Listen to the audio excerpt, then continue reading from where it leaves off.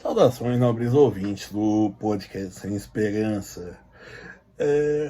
Estamos já no final do ano e não há muito que ser dito, exceto das frustrações apocalípticas que ocorreram, principalmente no caso as ambientais, que deram preocupação enorme para a gente. E aí a gente vê aquele meme, por exemplo, dos bilionários indo discutir em Davos, no Fórum Econômico Mundial, num avião que é misturado com um navio de cruzeiro, discutindo se nós devemos usar carros com gasolina ou elétricos. Certo? Começamos o ano porém aqui no Brasil com chuvas torrenciais que devastaram o litoral paulista, certo? Elogiei até a postura do então novo governador Tarcísio por não ficar apontando culpados, certo? E de ir lá solucionar o problema, coisa que ele conseguiu de modo até bem ágil, certo? Também elogiei o modo como se agiu com o problema da estiagem. Teve problema com falta de água aqui no interior paulista e ele foi resolvido com um melhor bombeamento de água, uma melhor distribuição, certo? E quanto a isso, outras previsões, que é o meu convite ao ceticismo dessas previsões que eu digo. Não só de tudo você vê, mas quando você vê uma previsão de um ambientalista e por aí vai, não é que você deva ver com uma descrença, mas com um ceticismo, basicamente com o pé atrás. Por exemplo, esse ano foi divulgado que já foram encontrados microplásticos no coração das pessoas, de recém-nascidos. Isso sim é algo preocupante, o que contudo já se sabe desde a década de 90, ou seja, mais de 25 anos, mais de um quarto de século, é que toda a cadeia de vida do planeta está contaminada por e isso eu digo desde os fitoplâncton no Oceano Ártico até nós seres humanos, estão contaminados com um agrotóxico que não se degrada, ele só se acumula nos organismos, certo? Então, e nós estamos convivendo com ele, como eu disse, há mais de um quarto de século.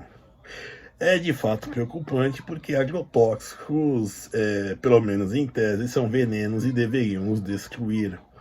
Contudo, a expectativa de vida só subiu, a produção de alimentos só subiu, a distribuição de alimentos com qualidade também subiu. E também aí disso de produção de alimentos vem a ideia de produção catastrófica, de redução de áreas desmatadas e por aí vai. A ideia de que se tem fronteiras agrícolas para se criar boi, principalmente uma ideia comum no Brasil, ela quase ela não é que não é inexistente, mas ela já é uma prática já menor, praticamente secundária aqui no Brasil. Hoje, por exemplo, se convive até plantações, por exemplo, num terreno que era considerado uma fazenda de soja, certo? Onde se planta soja, também se planta outras coisas, onde se cria boi, se planta também, certo? Também tivemos, falando em Amazônia, tivemos o aumento das queimadas.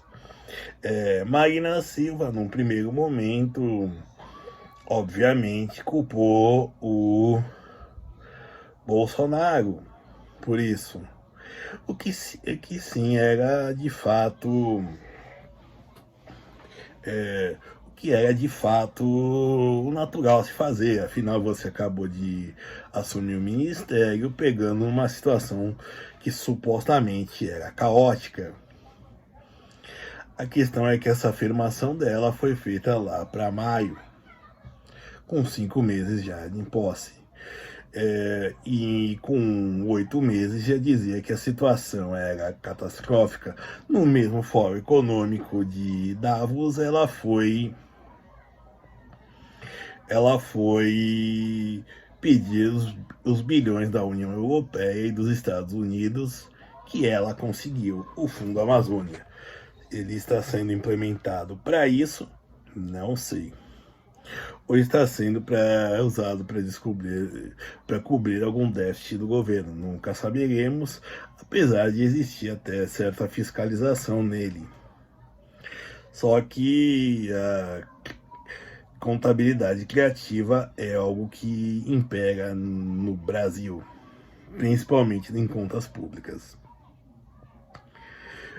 Outra coisa também foram a onda de calor que se teve durante o inverno, onde se previam ondas de calor de 45 graus, que eu falei que se acontecesse seria no meio do sertão dessas cidades, onde quem ia sentir esse calor, esses 45 graus, seria um lobo-guará ou então um pé de mandacaru.